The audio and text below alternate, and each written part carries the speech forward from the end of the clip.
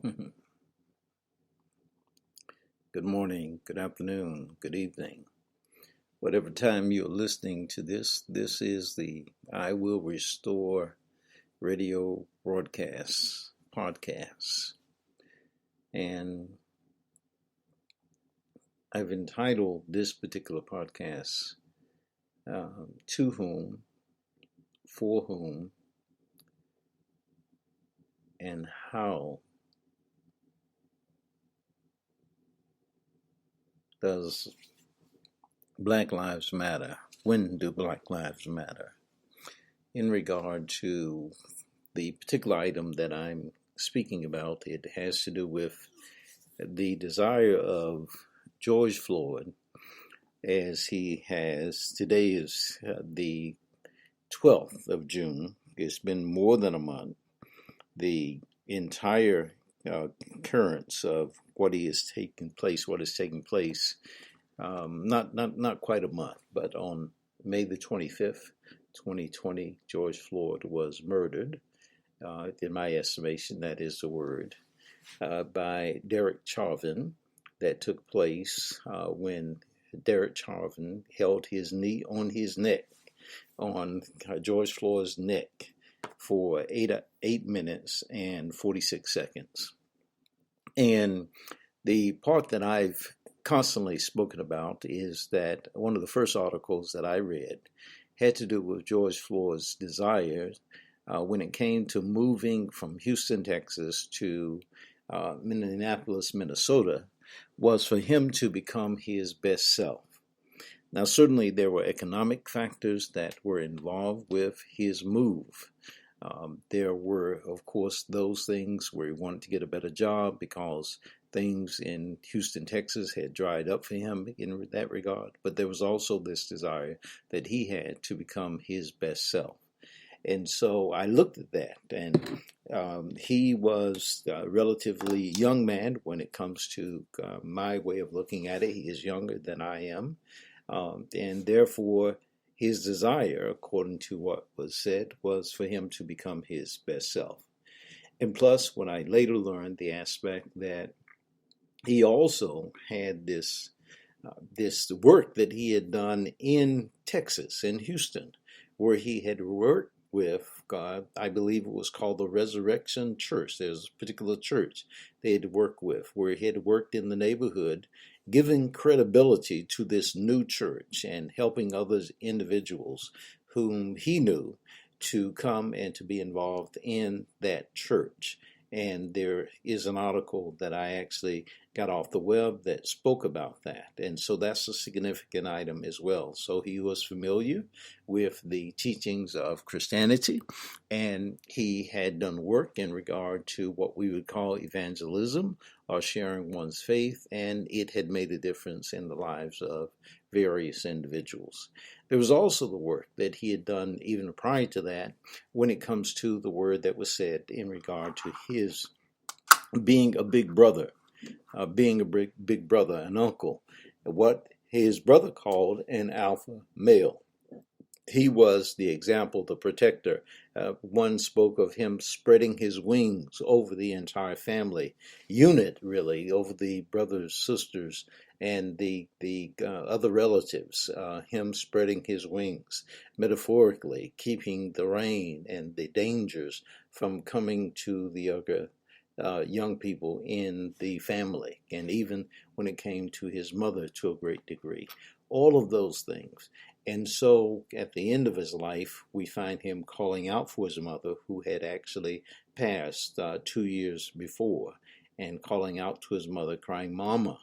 And that whole aspect, when I read all of those things, it led me to believe, because of my particular spiritual level of understanding, that he had become his best self. He had arrived at this aspect of becoming his best self. When I speak of best self, I'm working with the aspect of a number of words and a number of spiritual traditions, if you will.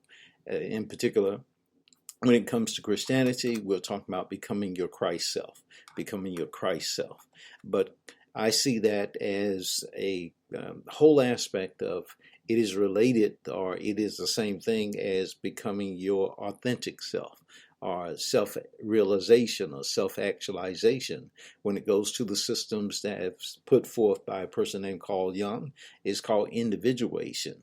And so it's this very high level of becoming whatever it is or whoever it is that you were destined to become before you actually were born into this earth sphere.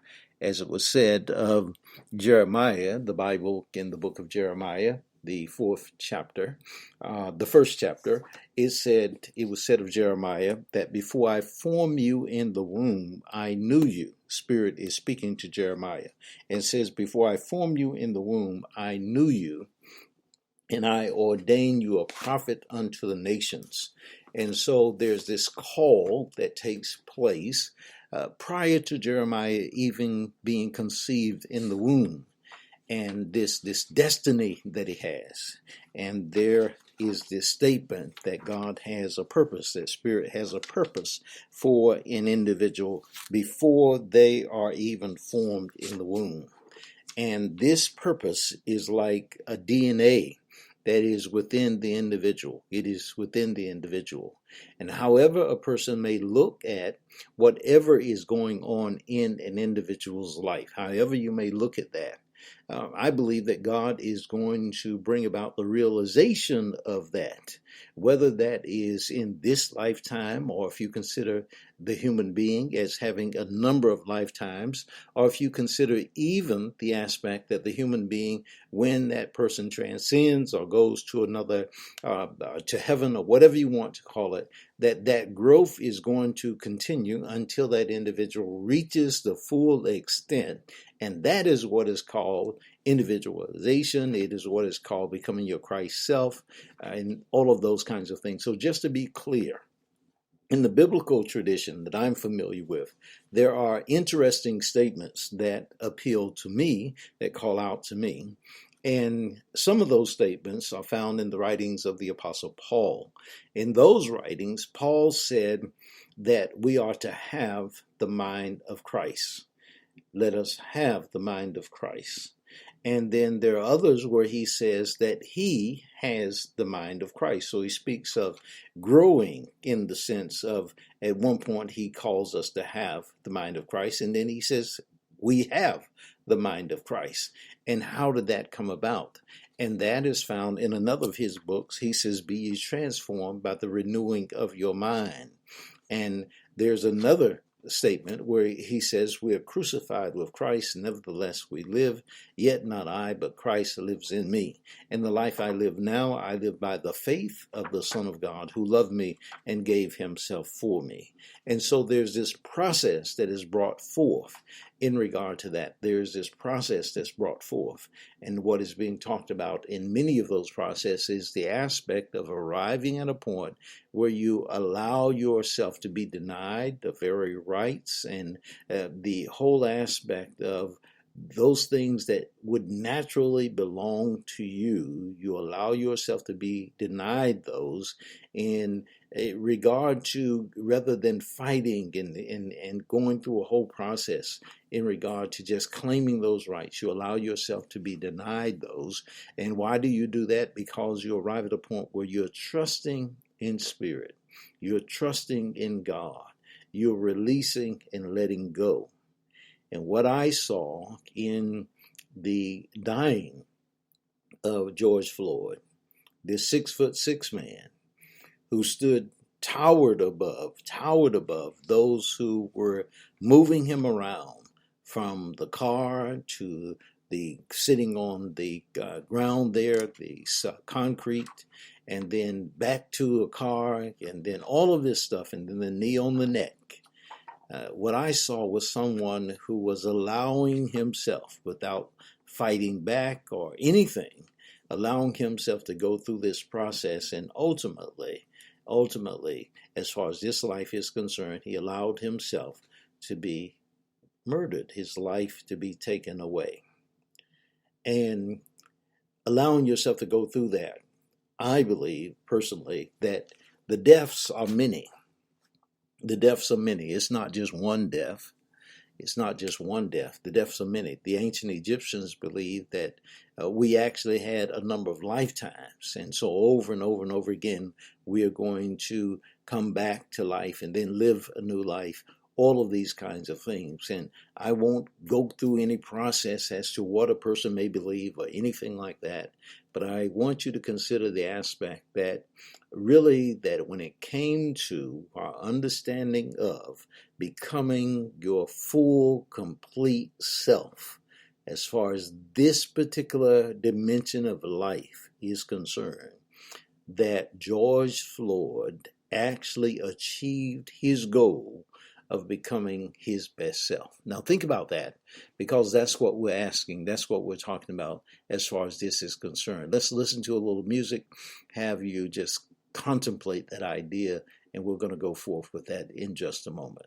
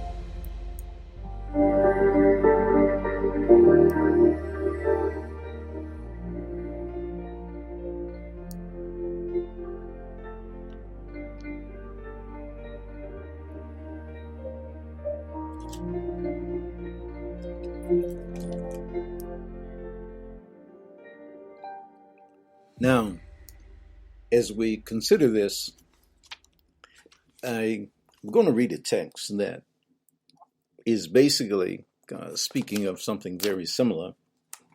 And you can find this idea of growth and maturity in a variety of places. And I want you to consider the possibility that we are here to do just what I'm speaking of. That is to grow into the full stature and the full likeness of that which we are, sons and daughters of God. All of us, we are made in God's image. We are to grow into the likeness and image of God, the fullness of that. That what we're working with is that we are children and that we're growing to become more and more what God is and who God is. Remember that text that I said, be ye transformed by the renewing of your mind. Remember that text that says, again, that we are crucified with Christ and nevertheless we live. And yet it's not us, but it is Christ that lives in us. And Christ not being a person, not being Jesus, but Christ being the Spirit of God within us. The text says that we are temples of the Holy Spirit. We're temples of the Holy Spirit. Let this mind, or mind like the Christ, be in each one of us. And the book of John, 1 John, says that we are children of God now. And it's always present tense. It's never past tense. Now is always present tense. And then in the Old Testament, it says, ye are gods, and all of you are sons of the Most High. One of the reasons that they wanted to kill this person named Jesus was because the text says in John chapter 10, verses 32 through 34, that he, being a man, called God his Father. That was one of the reasons that they wanted to kill him. You can look that text up.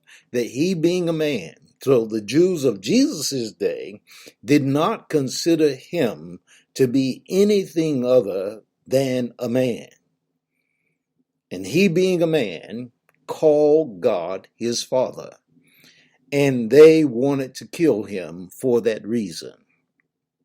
But Jesus within himself knew that he was God's child.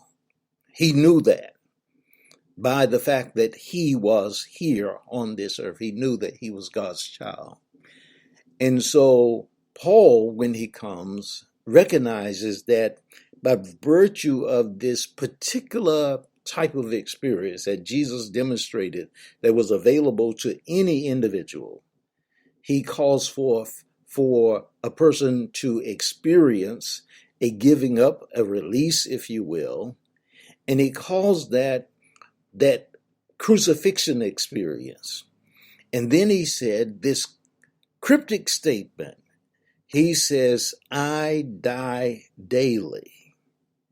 So it's not an aspect of dying on a cross every day in the sense of a physical cross. It's an aspect of dying to one's own egoic experience, if you will, or one's own will is turning over one's life to spirit. And every day you go through this releasing of one's will, not my will, but thy will be done.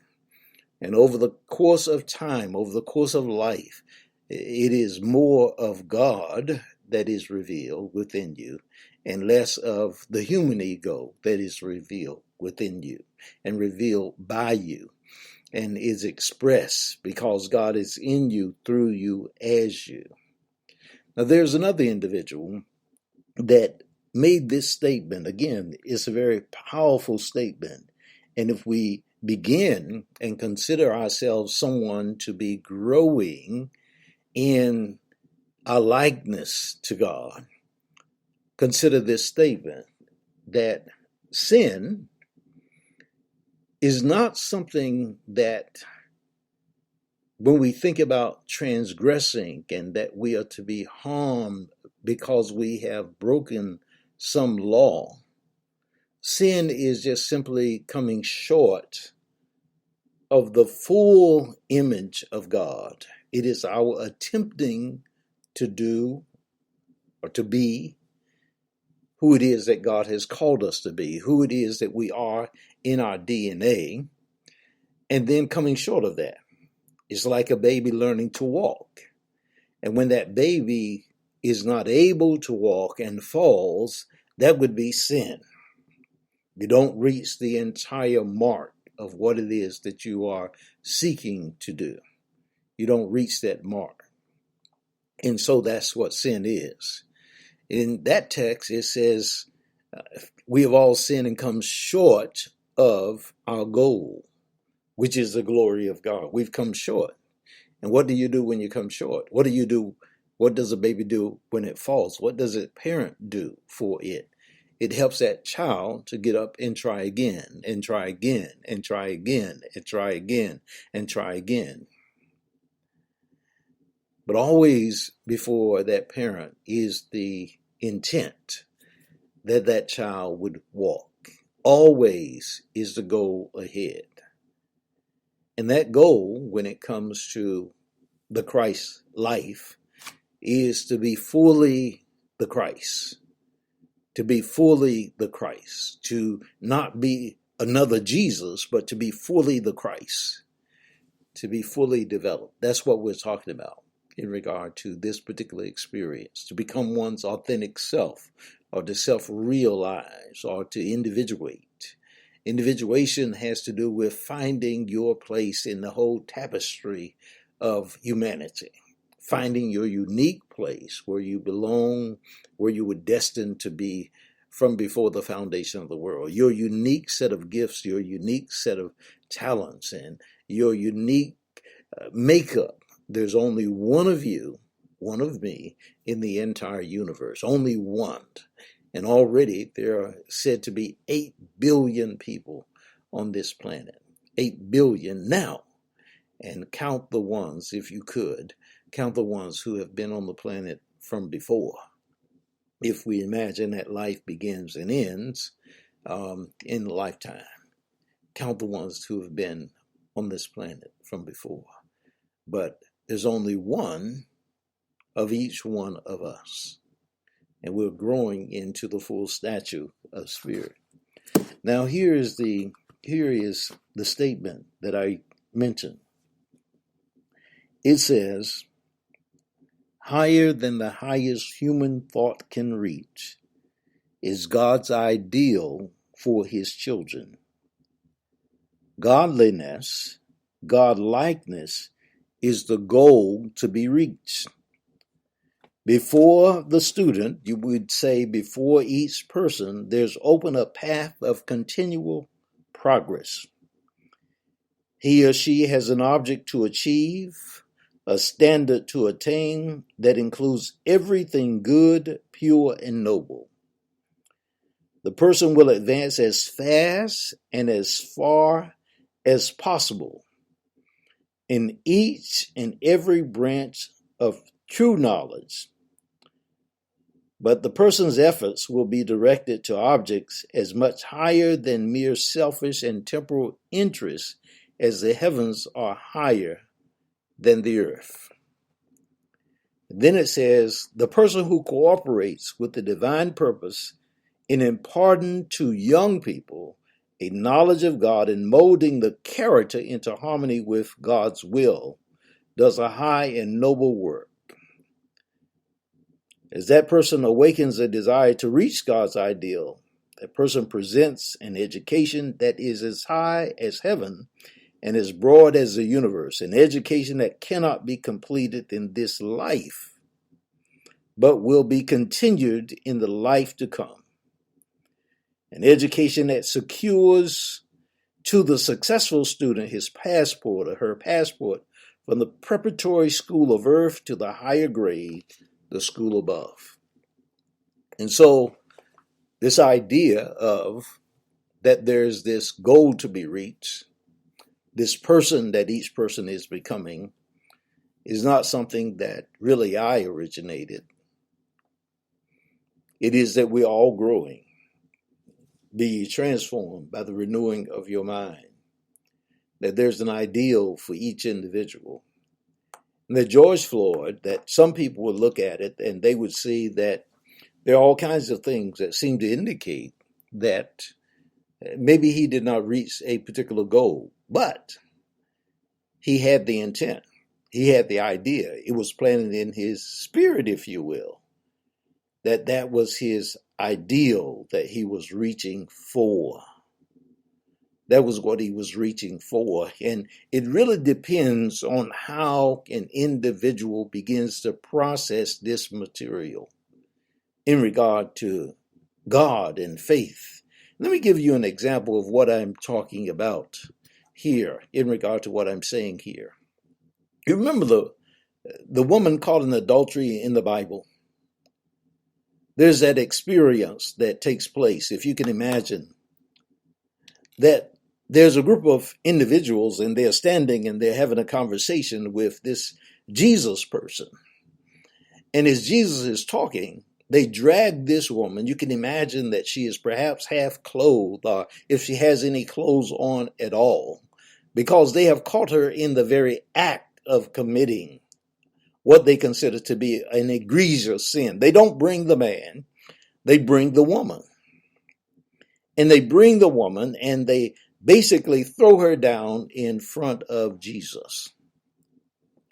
And Jesus is looking at the woman, and they are getting ready to stone her because that's what the law requires. Or in the words of what happened with George Floyd, they're getting ready to put their knee on their neck and kill the woman. They have judged her, they have tried her, they have judged her, and they're going to execute this woman. And they want Jesus to join in with them in regard to this. And the text says that Jesus bends down and starts writing on the ground. And people speculate what it was that he was writing. And if we consider him to have been living in this age and time, they could have been writing all the things that you see in the news about him, the things that they found wrong about him. And one of the things they could have written about him was that he was black or she was black. And that by itself for some people is or would have been enough for him or her to be killed.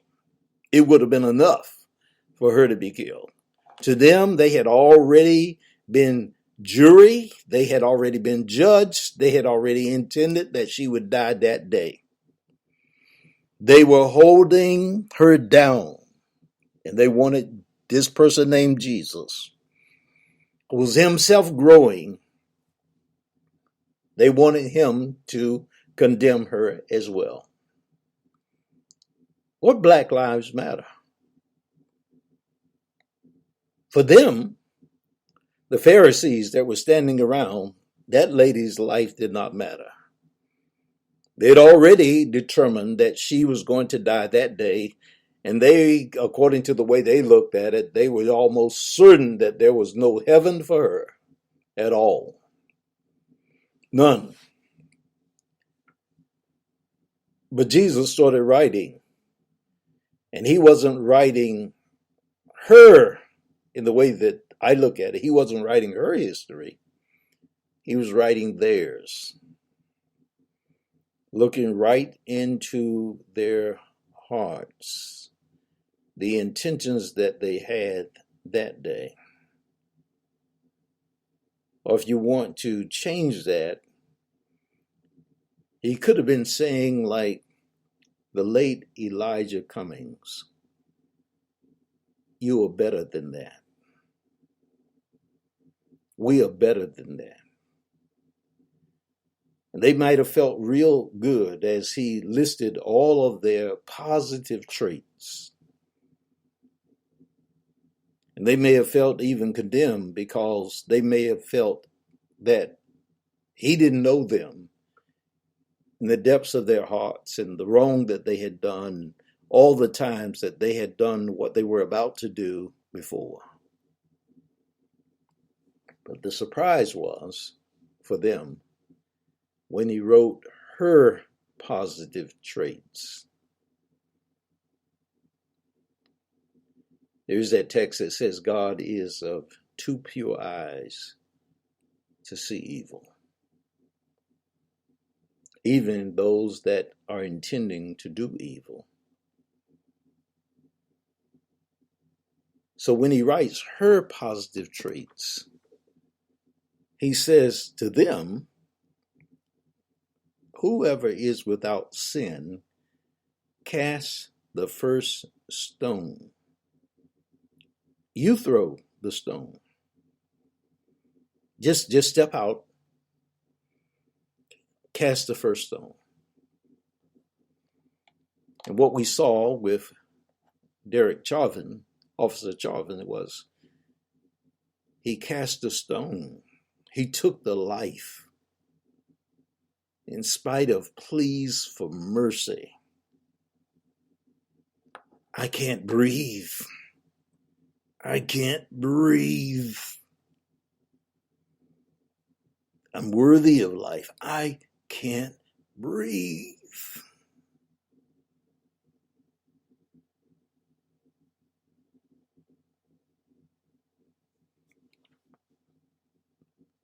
To whom does Black Lives matter? They matter to God. Whatever one may say, I saw an interesting chart, and it talks of the fact that evangelical Christians are not impacted. They don't see where there's racism in America nor in the world. 60 to 70% of them have no problem with what is taking place.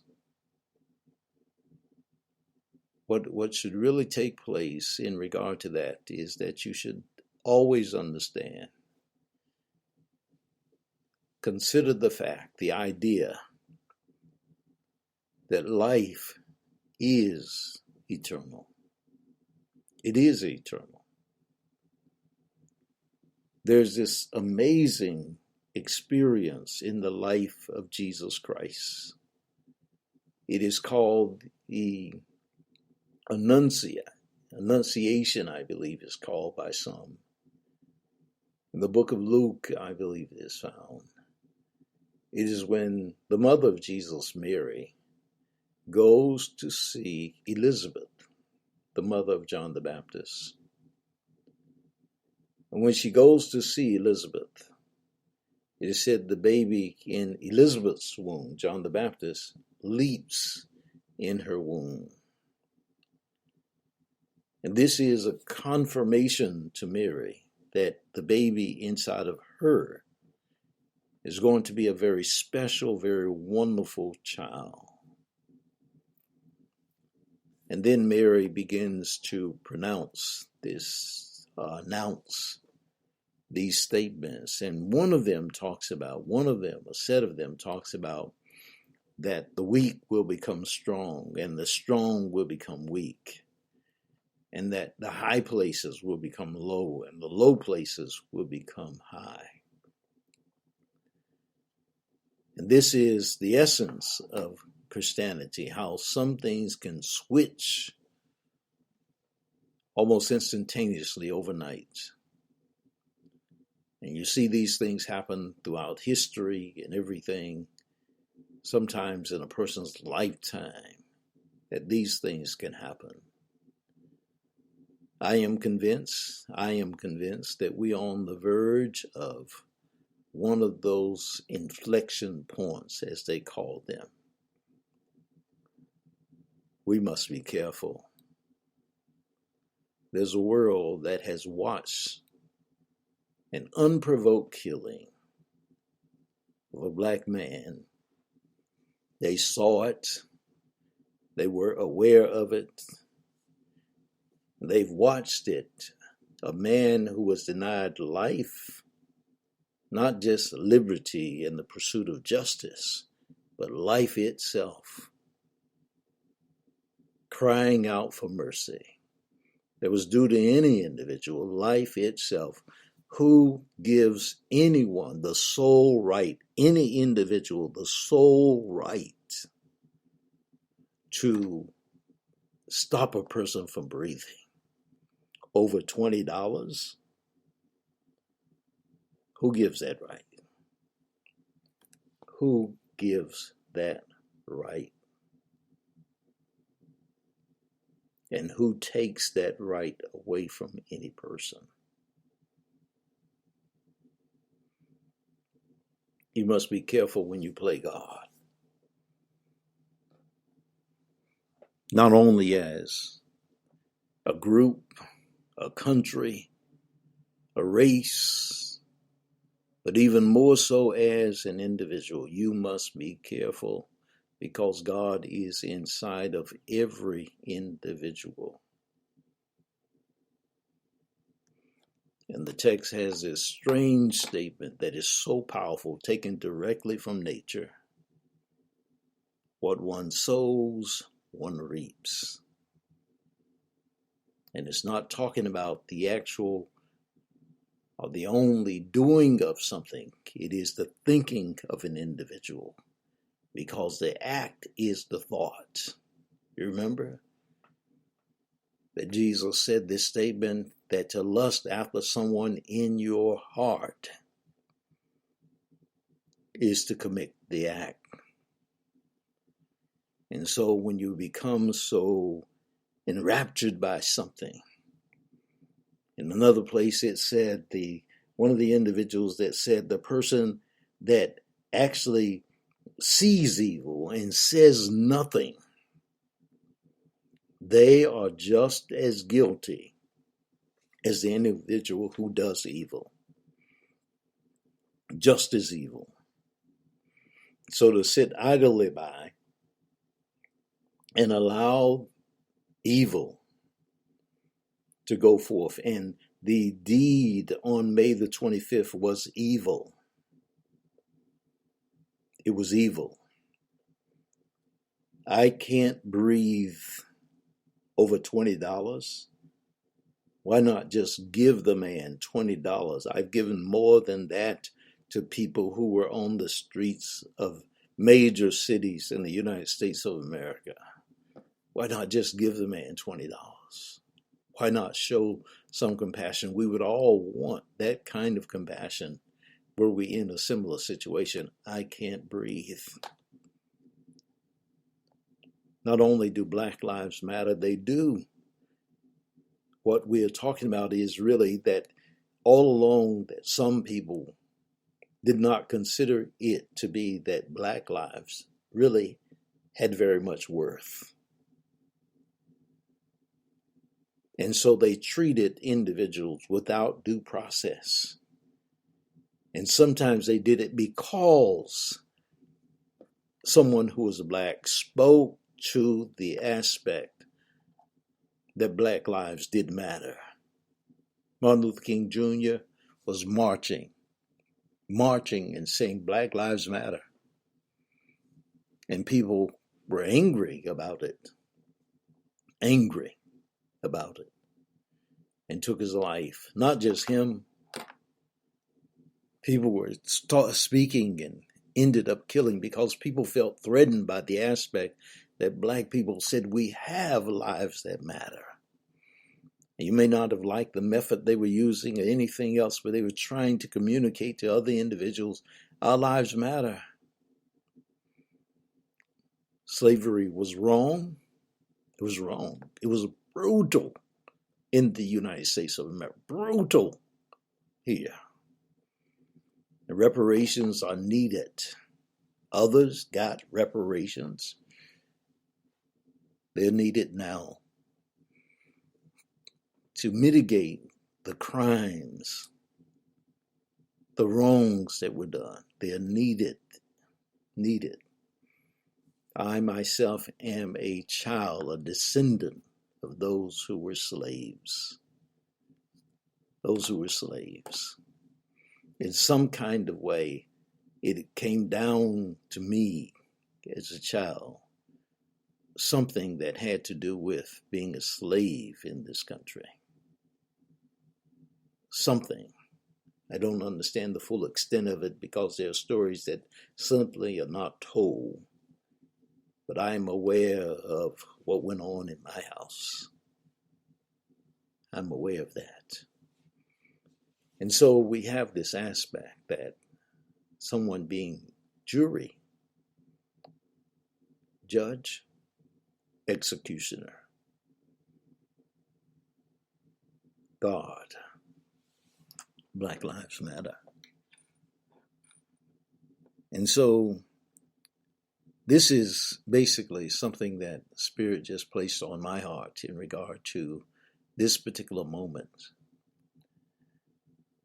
And the other side of it, I'm going to come back to, I'm going to just again play a bit of music and then stop and then come back. Let me say the other side of this, that as before, that God uses things that are meant to be against humans, against us, for our good.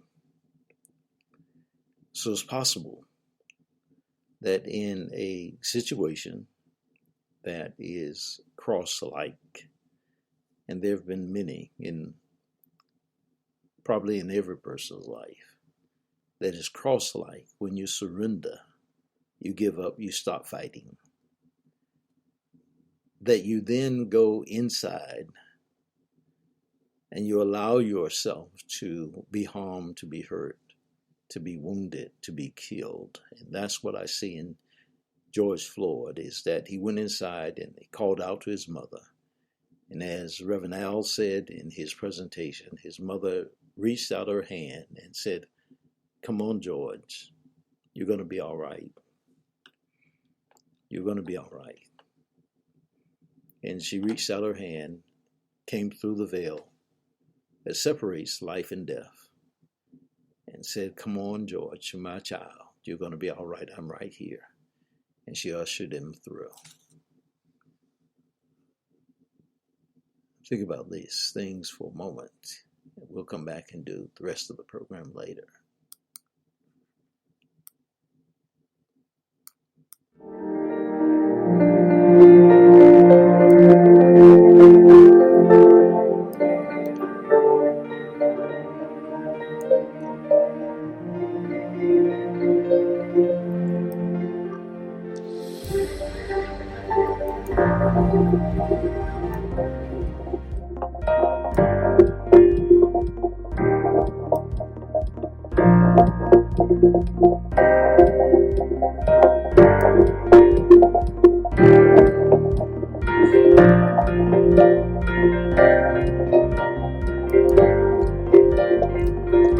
This item is called Day of Inspiration.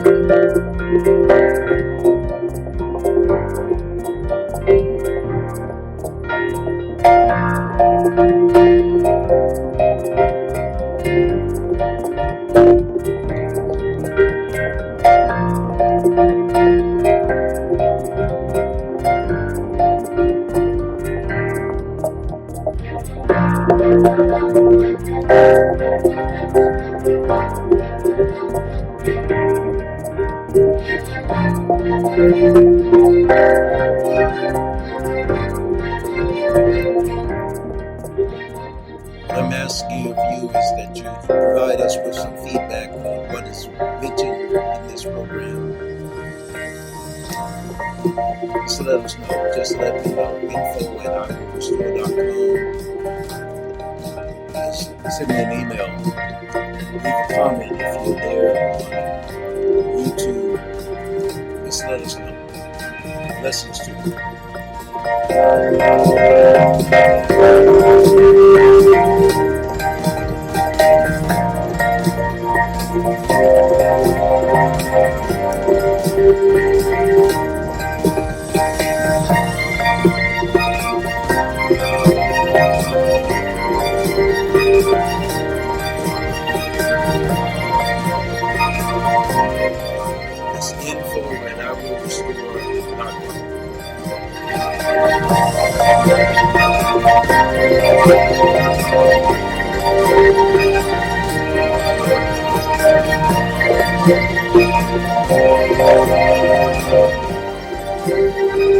It's comments concerning George Floyd and whether or not the idea of the authentic self is something that really makes sense, and tell us what we can do in order to make it better, make more sense. Blessings. Take care. Bye-bye.